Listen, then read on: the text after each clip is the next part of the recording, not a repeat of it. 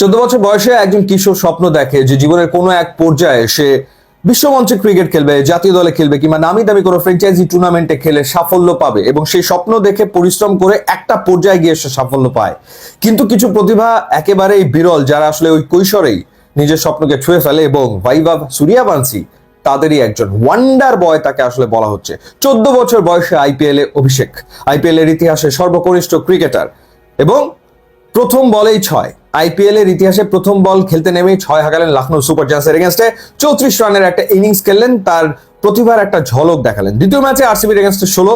Third ম্যাচে এসে সবাইকে তিনি বিস্মিত করে দিলেন সেঞ্চুরি হাঁকিয়ে, এবং সেঞ্চুরি সেঞ্চুরি আইপিএল এর ইতিহাসের সেকেন্ড ফাস্টেস্ট সেঞ্চুরি হাঁকিয়েছেন। এর আগে 2013 সালে ক্রিস গেইল সেঞ্চুরি হাঁকিয়েছিলেন 30 বলে এবং ভাইভব সূর্যবংশী তিনি শতক হাঁকালেন 35 বলে। 2013-তে ক্রিস গেইল এই ঘটনা ঘটিয়েছিলেন, 2025-এ ভাইভব সূর্যবংশী তিনি 35 বলে সেঞ্চুরি করেছেন এবং এই সেঞ্চুরি করতে গিয়ে তিনি 11টা ছক্কা হাঁকিয়েছেন, 7টা 4 মেরেছেন।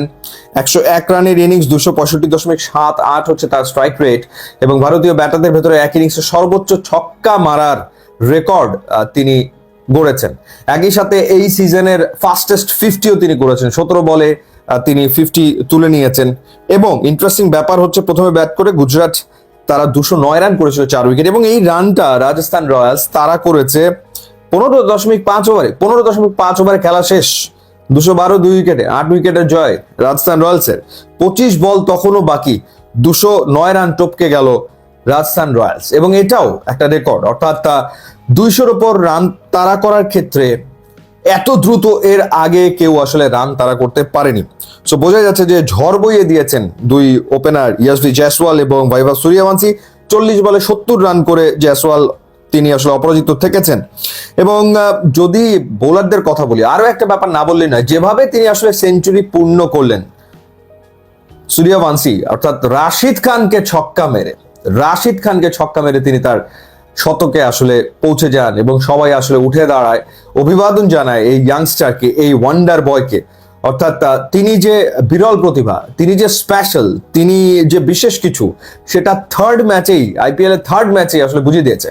ইনফ্যাক্ট প্রথম ম্যাচে তাকে খেলানোর পর অনেক হইচই হওয়ার পর অনেকে সমালোচনা করেছে যে টিকে থাকতে পারবে কিনা, দেখা যাক পরের সিজনে দল পাবে কিনা, এরকম কথাও আসলে হয়েছে। কিন্তু তার যে প্রতিভা, রাজস্থান রয়্যালস যে সেই প্রতিভাটা আসলে চিনেছে, সেটা তো বলতেই হবে। এবং রাহুল দ্রাবিড়ের কথা ভুলে গেলে চলবে না। মানে জহুরির চোখ, রাহুল দ্রাবিড় ইন্ডিয়ার বয়স ভিত্তিক দল নিয়ে কাজ করেছেন, ইয়াংস্টার্সদেরকে উঠিয়ে এনেছেন এবং এই সূর্যবংশীর উপরে রাহুল দ্রাবিড় তিনি তার আস্থা কিন্তু ডেফিনেটলি রেখেছেন এবং কোচের আস্থার প্রতিদান সূর্যবংশী আসলে দিলেন অদ্ভুত সুন্দর এক ইনিংস খেলে।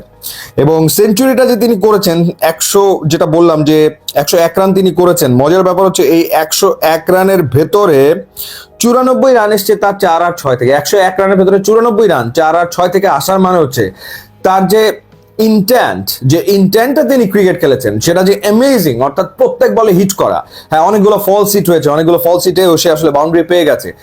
এই যে ইন্টেন্ট, যে হুএভার বলার যেই হোক না কেন ভাই, তুমি যত বড় বলার হও, তুমি যত বড় নাম হও, তাতে আমার কিছু যায় আসে না। আমার কাজ হচ্ছে তোমাকে 4 এবং ছক্কা মারা, তুমি যেই হও না কেন। মানে রাশিদ খান, নো ম্যাটার, কোনো বিষয় না, বা অন্য কেউ, তাতে কিছু যায় আসে না।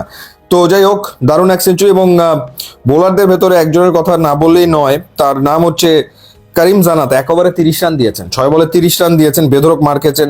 সাই কিশোর 1 ওভারে 16 রান দিয়েছেন, মোহাম্মদ সিরাজ 2 ওভারে দিয়েছেন 24, ঈশান শর্মা 2 ওভারে দিয়েছেন 36 রান, ওয়াশিংটন সুন্দর 34 রান দিয়েছেন, প্রসিদ্ধ কৃষ্ণা 4 ওভারে 47 রান দিয়েছেন। অর্থাৎ প্রত্যেক বোলারকে বেধড়ক মেরেছেন এই ইয়াংস্টার এবং তিনি বুঝিয়ে দিয়েছেন যে তিনি আসলে মানে শুধুমাত্র ওই যে ধূপ করে জ্বলে উঠে নিভে যাওয়ার জন্য আসেননি, তিনি আসলে ক্রিকেট বিশ্বে থাকতে এসছেন। তো আগামী দিনে যখন খেলতে নামবেন সূর্যবংশী, সবাই আসলে তার ব্যাটিং উপভোগ করবে বা তার দিকে আসলে তাকিয়ে থাকবে নিশ্চিতভাবেই। ইউটিউব, ইনস্টাগ্রাম লিঙ্ক আছে, আপনারা যোগ দিলে খুবই খুশি হবো। And thanks for watching.